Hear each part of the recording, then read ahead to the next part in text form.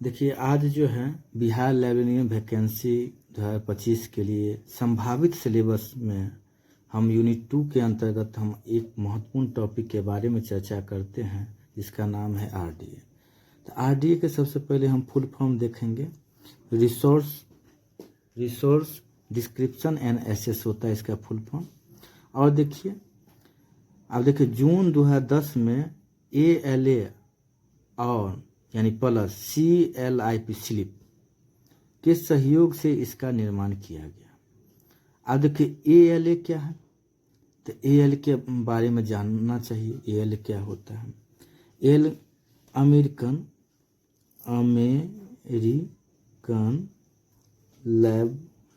Library association है, इसका full form है अमेरिकन लाइब्रेरी एसोसिएशन।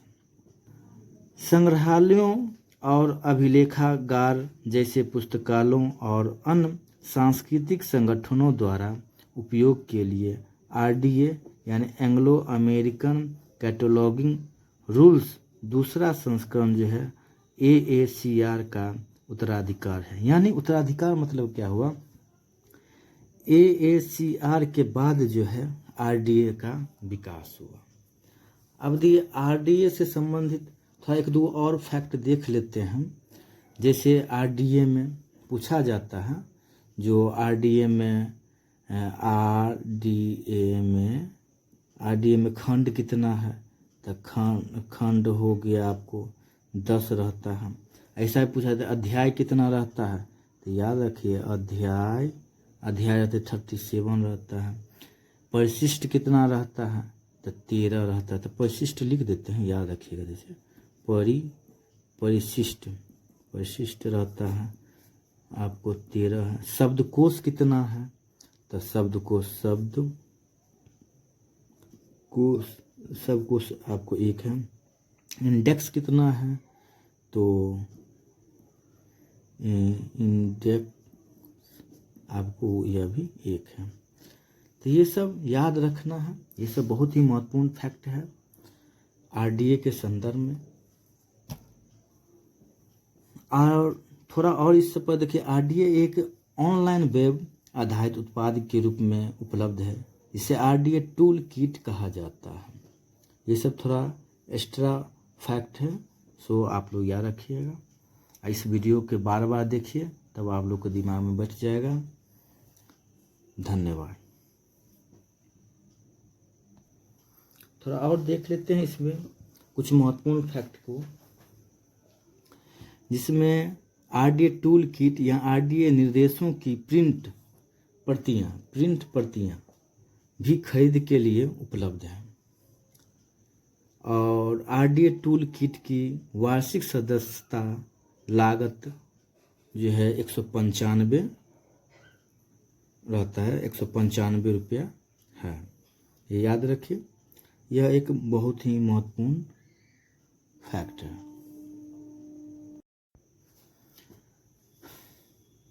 फिर इसके बाद हम एक महत्वपूर्ण टॉपिक लेते हैं मार्क, MARC मार्क।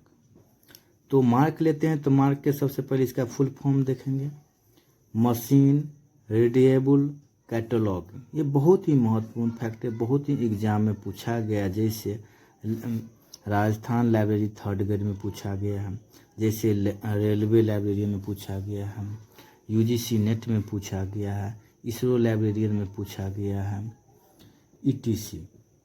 ये विभिन्न प्रतियोगिता में लाइब्रेरी से संबंधित जो एग्जाम होता है उसमें ये सब क्वेश्चन आया है।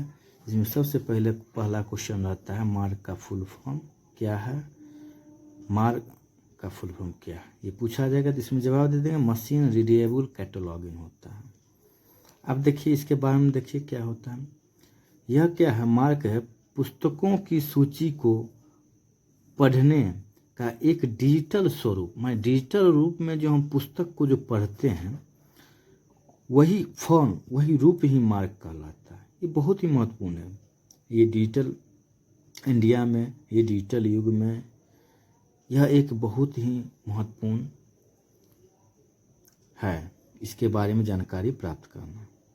आगे देखते हैं 1960 के दशक में एक अमेरिकी साइंटिस्ट हेनरिटल डेविडसन एवरम ने मार्क को विकसित,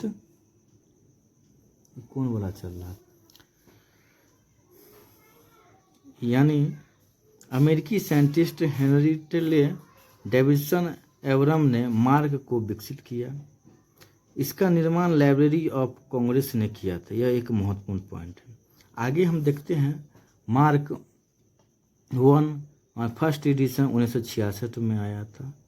मार्क 2 1968 में, US mark 1971, CAN mark 1974, UK mark 1975, uni mark 1977।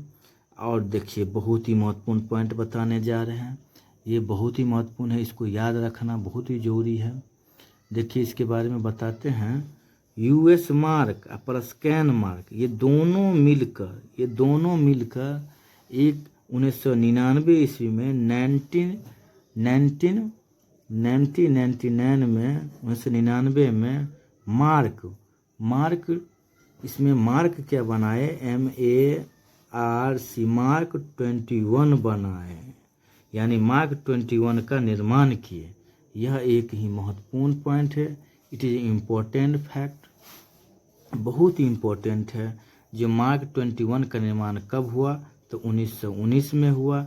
किसको मिला तो यूएस मार्क और कैन मार्क को मिलाकर मार्क 21 का निर्माण हुआ। आगे देखते हैं मार्क का टैग संस्करण 20 आया था। सेकंड ISBN है 020, ये सब याद रखिए। इसका मेन एंट्री इसमें होता है 130 होता है, इसे नंबर याद रखिए। जनरल नोट होता है 500। जनरल नोट क्या होता है, 500। आगे देखिए उसमें जनरल और न्यूमरेशन होता है SB। अगला देखिए यूनिफॉर्म टाइटल 240। अगला देखते हैं समरी होता है 520। अगला देखते हैं बिब्लियोग्राफी होता है 504। बहुत ही महत्वपूर्ण फैक्ट है। आगे देखते हैं पर्सनल नेम होता है $A होता है, याद रखिए। ISSN 022, यह भी एक महत्वपूर्ण है, इसको भी याद रखिए। इस तरह से वीडियो के 2-3 बार देखते रहिए। आज बहुत ही महत्वपूर्ण टॉपिक को देखे हैं। बिहार लाइब्रेरियन के संभावित सिलेबस के यूनिट 2 के अंतर्गत यह है एक महत्वपूर्ण टॉपिक था मार्क। इसको बार बार देखते रहिए। यदि पसंद आए तो निश्चित रूप से सब्सक्राइब कर दें, क्योंकि यह सब्सक्राइब करने से आपको फ़ायदा क्या होगा, जब भी हम वीडियो अपलोड करेंगे तो आपको नोटिफिकेशन जाएगा और आप समझ जाइएगा जो वीडियो आ गया है लाइब्रेरी का, तो आप लोग देख लीजिएगा। बहुत बहुत धन्यवाद, बहुत बहुत धन्यवाद। और आगे हम देखते हैं एक और महत्वपूर्ण टॉपिक जिसका नाम है ISSN। यह भी एक महत्वपूर्ण टॉपिक है, इसको हम लोग को देखना है। इसका फुल फॉर्म हम लोग देखेंगे। सबसे पहले इसका फुल फॉर्म क्या होता है, इंटरनेशनल स्टैंडर्ड सीरियल नंबर। यह एक महत्वपूर्ण टॉपिक है। इसका फुल फॉर्म हो गया इंटरनेशनल स्टैंडर्ड सीरियल नंबर। आगे हम इसके बारे में देखते हैं। इसका प्रयोग समाचार पत्रों, पत्रिकाओं और सभी प्रकार की आवधिकताओं और सभी मीडिया, प्रिंट और इलेक्ट्रॉनिक पर पहचान करने के लिए उपयोग किया जाता है। यह एक महत्वपूर्ण टॉपिक है। थोड़ा इसके बारे में थोड़ा देखते हैं। देखिए इसके बारे में हम थोड़ा कुछ बताते हैं इस एक नया पेज में। देखिए इन library science and information management, इसमें हम देखते हैं ISSN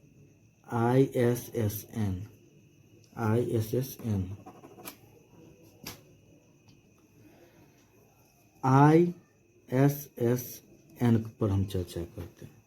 तो इसका तो हम लोग अभी देखे हैं इंटरनेशनल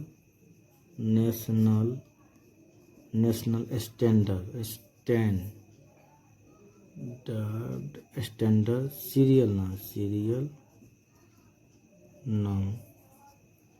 नंबर। यह एक महत्वपूर्ण था, इसका फुल फॉर्म जानना चाहिए। और यह देखिए, ये it is an 8 digit code used to unique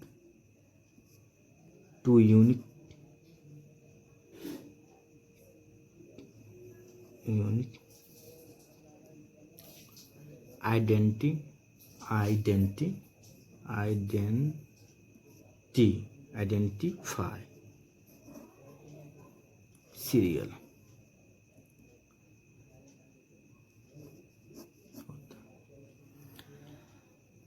इसका जो पब्लिकेशन होता है, जैसे देखिए इसका पब्लिकेशन होता है, इसका पब्लिकेशन में देखिए जैसे जर्नल्स, उसके बाद देखेंगे मैगजीन, उसके बाद देखेंगे न्यूज़पेपर, etc। इसमें हम देखें प्रिंट एंड इलेक्ट्रॉनिक फॉर्मेट, दोनों फॉर्मेट देखते हैं, प्रिंट में भी देखते हैं और इलेक्ट्रॉनिक में भी देखते हैं। ये दोनों फॉर्मेट हम इसको देखते हैं। यह एक महत्वपूर्ण टॉपिक है, थोड़ा ये सब जानकारी रहना चाहिए। और इसके बाद और ही महत्वपूर्ण है,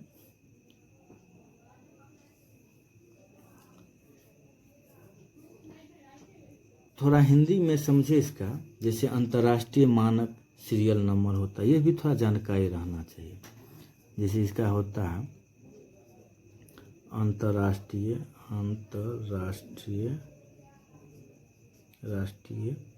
मानक सीरियल नंबर, ये होता है धारावाहिक प्रकाशनों के लिए एक राष्ट्र और अंतर्राष्ट्रीय मानक है। दोनों संख्या मानक इलेक्ट्रॉनिक या प्रिंट संस्करणों पर लागू होता है। यह एक महत्वपूर्ण है, ये सब देखते चलिए आगे हम लोग देखते हैं। फिर आगे देखिए ISSN को ISO यानी इंटरनेशनल ऑर्गेनाइजेशन फॉर स्टैंडर्डाइजेशन द्वारा विकसित किया गया है। इसरो द्वारा इसको विकसित किया गया है, ISO द्वारा विकसित किया गया ISSN को। ये बहुत ही महत्वपूर्ण है। चलिए आगे हम देखते हैं। यह ISO 3297 यानी 3297 के तहत 1975 में क्या किया गया था, इसको विकसित किया गया, विकास किया गया। आगे देखिए, यह 8 अंकीय कोड जो अभी चर्चा की है, RD माने 8 डिजिट का होता है। इसे वर्ग में विभाजित किया है। इसमें टाइटल होता है और चेक डिजिट होता है, दो एक महत्वपूर्ण होता है। चलो आगे तो भारत में ISSN NISCR 9 NISCPR और इसका हेडक्वार्टर क्या है, नई दिल्ली है।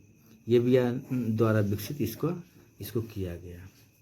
यह भी याद रखना है, द ब्रिटिश लाइब्रेरी द्वारा UK में ISSN दिया जाता है। माने UK में, यूनाइटेड किंगडम में ISS कौन देता है, तो ब्रिटिश लाइब्रेरी देता है, ये याद रखिए। भारत में कौन कौन देता है, तो NISCR 9 NISCPR और इसका हेडक्वार्टर क्या है, न्यू दिल्ली। इसके द्वारा भारत में ISSN दिया जाता है, यानी इंटरनेशनल स्टैंडर्ड सीरियल नंबर इसके द्वारा दिया जाता है। आगे देखते हैं, अमेरिका में लाइब्रेरी ऑफ कांग्रेस बहुत ही महत्वपूर्ण, अमेरिका का राष्ट्रीय पुस्तकालय है लाइब्रेरी ऑफ कांग्रेस। तो अमेरिका में किसके द्वारा दिया जाता है? तो लाइब्रेरी ऑफ कांग्रेस द्वारा ISSN दिया जाता है। अंतर्राष्ट्रीय केंद्र, इसका अंतर्राष्ट्रीय इंटरनेशनल सेंटर कहाँ है? पेरिस में, जिसका स्थापना 1976 ईस्वी में किया गया था। यह एक बहुत ही महत्वपूर्ण टॉपिक था, इसको बार बार देखते रहिए और चैनल को सब्सक्राइब कर लीजिए। धन्यवाद।